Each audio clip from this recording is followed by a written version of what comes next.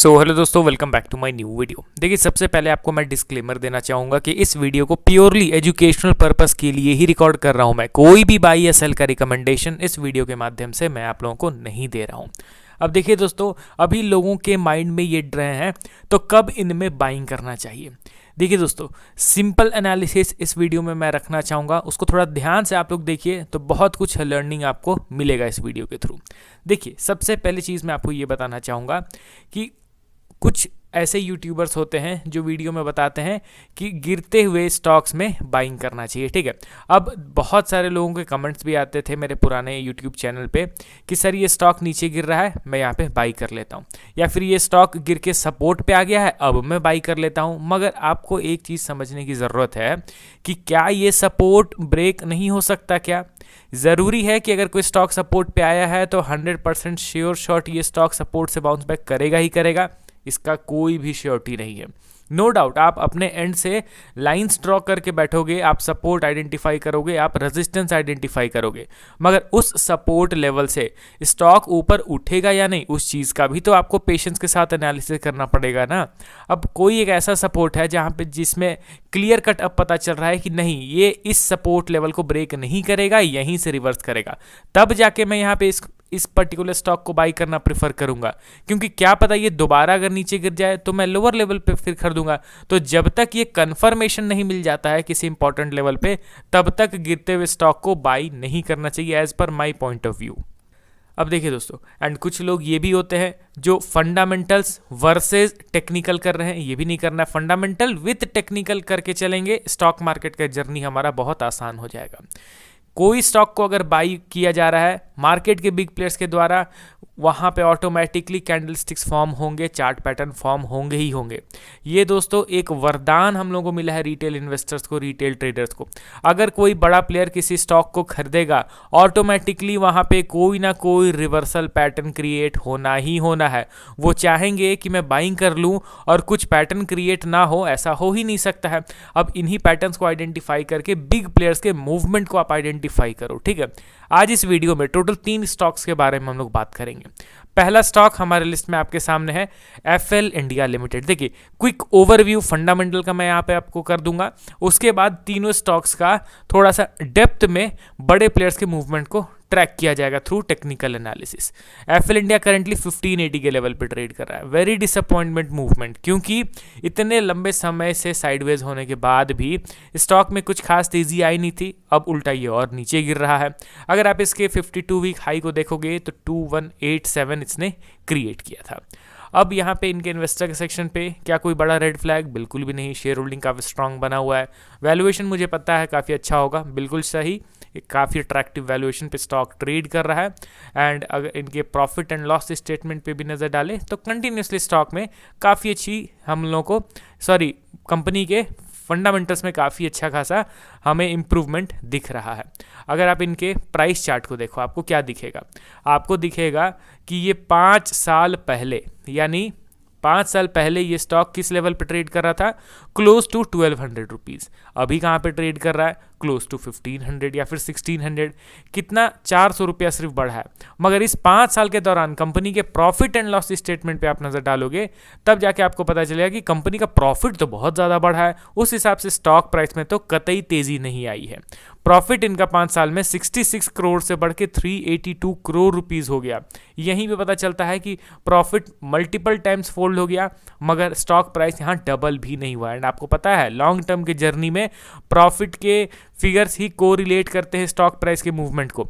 भले ही short term में 1 साल 2 साल के ड्यूरेशन में आपको दिख रहा होगा कि प्रॉफिट बढ़ रहा है, स्टॉक नहीं बढ़ रहा है, प्रॉफिट घट रहा है, स्टॉक नहीं घट रहा है।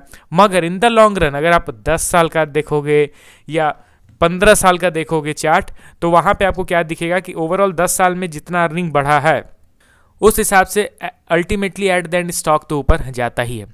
कोई स्टॉक्स होते हैं तो जो धीरे धीरे करके ऊपर जाते रहते हैं कंपनी के अच्छे प्रॉफिट्स के बढ़ते हुए के साथ, और कुछ स्टॉक्स होते हैं जो सडन से जंप करते हैं। ठीक है, तो यहाँ पे एफएल इंडिया को हम लोगों ने देखा वैल्यूएशन वाइज काफ़ी अट्रैक्टिव लेवल पे ये ट्रेड कर रहा है। अगला स्टॉक मेरे लिस्ट में आपके सामने है जियो फाइनेंशियल सर्विसेज लिमिटेड, 253 के लेवल पे ट्रेड कर रहा है। अब इस कंपनी के बारे में मैं क्या ही फर्दर बताऊं, कंपनी तो फंडामेंटली काफ़ी स्ट्रांग है ही।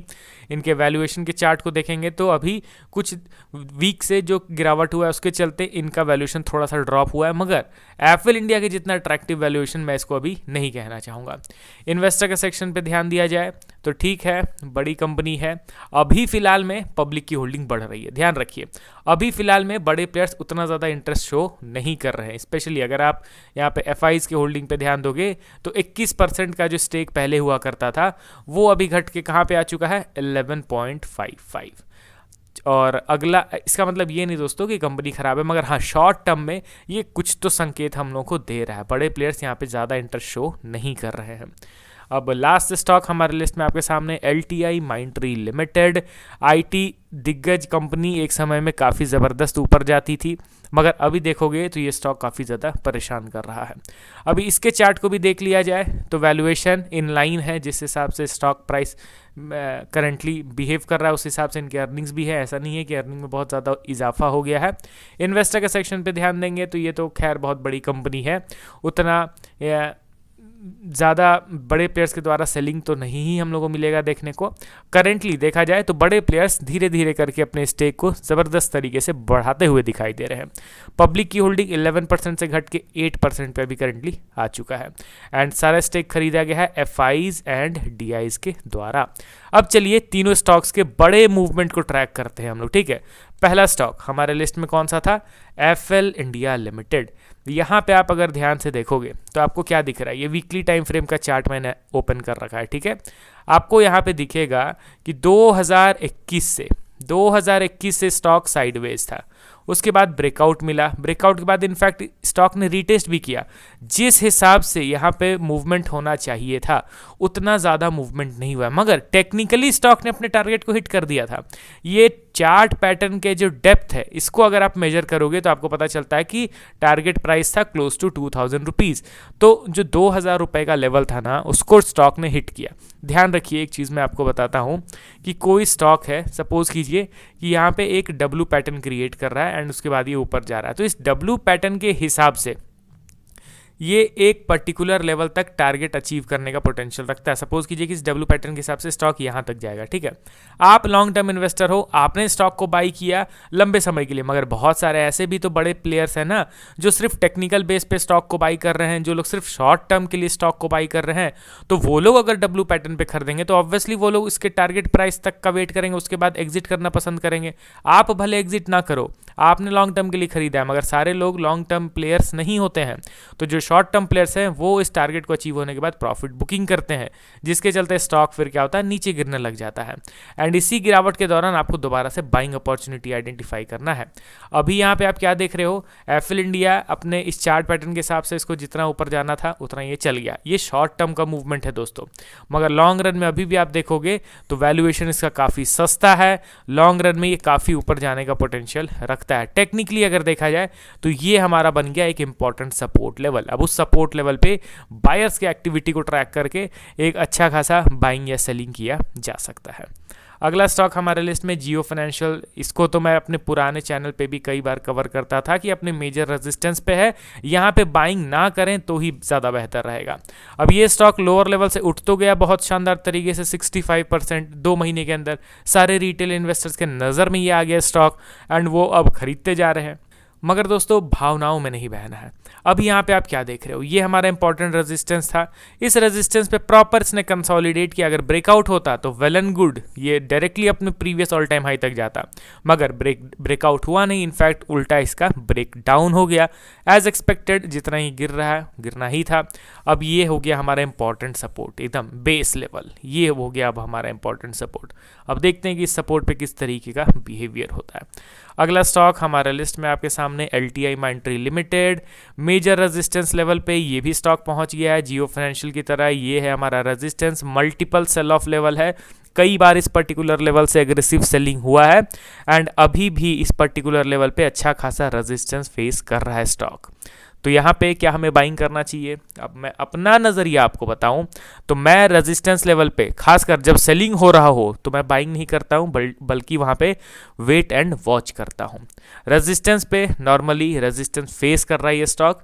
अब आपका क्या ख्याल है इन स्टॉक्स को लेके? कमेंट कीजिए वीडियो के कमेंट सेक्शन में। वीडियो पसंद आता है तो लाइक भी ज़रूर कीजिए।